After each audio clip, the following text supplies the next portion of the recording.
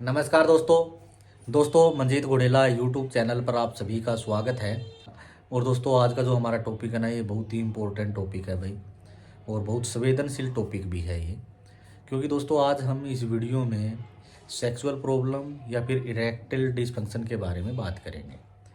देखिए दोस्तों, अक्सर देखा गया है कि भाई किडनी ट्रांसप्लांट के बाद में बहुत से मेल रेसिपिएंट ऐसे होते हैं जिनको इरेक्टाइल डिसफंक्शन की प्रॉब्लम क्रिएट हो जाती है, या फिर ये कहें कि जब वो डायलिसिस के ऊपर थे तो उस टाइम से ये प्रॉब्लम उनके साथ चली आ रही थी, और जब उनका ट्रांसप्लांट हुआ तो उसके बाद में ये जो प्रॉब्लम है उनकी सोल्व नहीं हुई और एज इट इज़ उनकी बनी रही।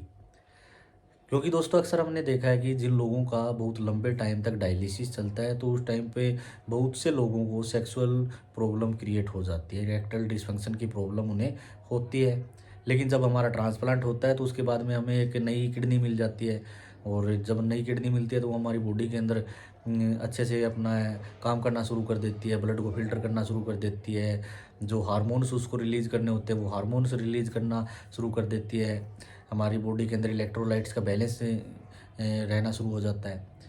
तो उसके बाद में जो इरेक्टाइल डिसफंक्शन की प्रॉब्लम है वो भी हमारी कई बार ठीक हो जाती है। लेकिन बहुत से ऐसे किडनी ट्रांसप्लांट रेसिपिएंट होते हैं जिनकी ये जो प्रॉब्लम है ठीक नहीं होती और एज इट इज़ बनी रहती है। तो देखिए दोस्तों, ये कोई ऐसी प्रॉब्लम तो है नहीं कि भाई आप इसके बारे में डॉक्टर से डिस्कस करेंगे तो ये जो प्रॉब्लम है आपकी ठीक नहीं होगी। क्योंकि दोस्तों आज के टाइम में हर समस्या का समाधान है भाई। हमारी जो मेडिकल साइंस है बहुत ही एडवांस हो चुकी है, बहुत आगे बढ़ चुकी है। तो कोई भी आज के टाइम में ऐसी समस्या नहीं है जिसका कोई सोल्यूशन ना हो। अगर डॉक्टर हमारे आज के टाइम में हमारा ट्रांसप्लांट करके हमें दोबारा से एक नया जीवन दे सकते हैं तो ये तो बहुत छोटी छोटी प्रॉब्लम होती है, इनका भी समाधान ईजिली हो जाता है।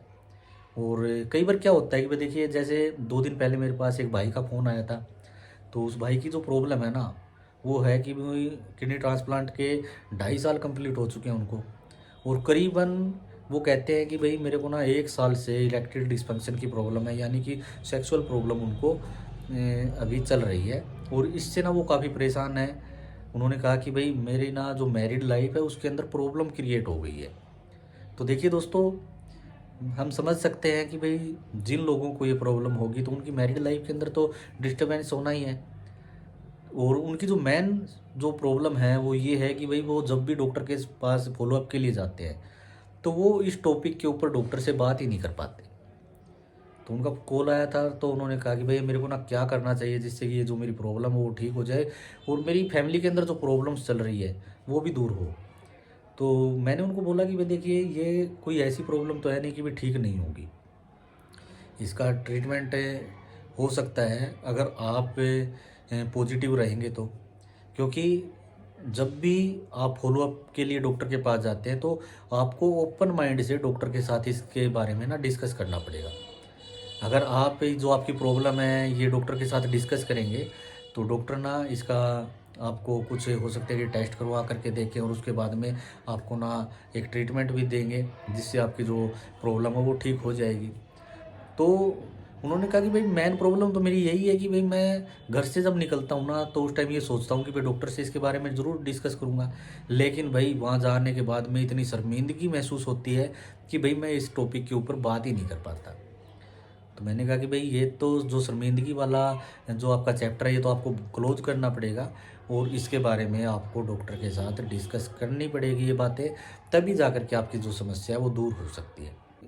तो देखिए दोस्तों, अगर किसी भी किडनी ट्रांसप्लांट रेसिपिएंट के साथ ऐसा हो, अगर किसी को भी इरेक्टाइल डिसफंक्शन की प्रॉब्लम है तो भाई वो अपने डॉक्टर से इसके बारे में डिस्कस ज़रूर करें।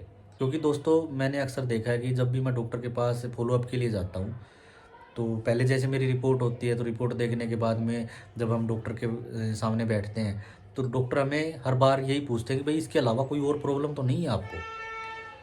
तो उस टाइम पर अगर हम हमारे साथ हमारी बॉडी के अंदर जो भी दिक्कतें होती हैं उनको अगर हम डॉक्टर के साथ शेयर नहीं करेंगे तो फिर डॉक्टर को कैसे पता चलेगा कि हमारी लाइफ में क्या कुछ चल रहा है। तो उसका जो है ट्रीटमेंट नहीं हो पाता है, तो और वो जो हमारी समस्या है एज इट इज़ बनी रहती है। तो इसीलिए हमारे डॉक्टर अक्सर हमें पूछते हैं कि भाई कोई प्रॉब्लम तो नहीं है आपको इसके अलावा। तो जो भी हमारी जो प्रॉब्लम होती है वो हमें उस टाइम पर डॉक्टर के साथ डिस्कस करनी चाहिए। और ऐसे ना बहुत से केस हुए हैं जिनको किडनी ट्रांसप्लांट के बाद इलेक्ट्रिक डिस्फंक्शन की प्रॉब्लम हुई और उन्होंने ओपन माइंड से डॉक्टर के साथ डिस्कस किया इसके बारे में। तो और डॉक्टर ने उनका जो है एक ट्रीटमेंट, एक निश्चित समय का एक ट्रीटमेंट दे करके उनकी जो प्रॉब्लम है वो ठीक की है, उनकी जो समस्या है उसको दूर किया है। तो देखिए दोस्तों, अगर किसी के साथ भी इस तरह की अगर कोई प्रॉब्लम है तो उसको दबाएं नहीं, उसको इग्नोर ना करें और अपने जो ट्रांसप्लांट टीम है उसके साथ में ओपन माइंड से इसके बारे में डिस्कस करें और इसका ना प्रॉपर तरीके से आप ट्रीटमेंट लें। तो देखिए, ये कोई बड़ी समस्या नहीं है, बिल्कुल छोटी सी समस्या होती है। इसका ट्रीटमेंट अवेलेबल है और आसानी से आप इस समस्या से बाहर निकल सकते हैं। और दोस्तों, अभी हम वीडियो को यहीं समाप्त करेंगे और बहुत जल्द ही एक नए टॉपिक और एक नए एक्सपीरियंस के साथ आप लोगों से ना दोबारा मुलाकात होगी। तब तक के लिए ना मुझे दे इजाज़त। नमस्कार।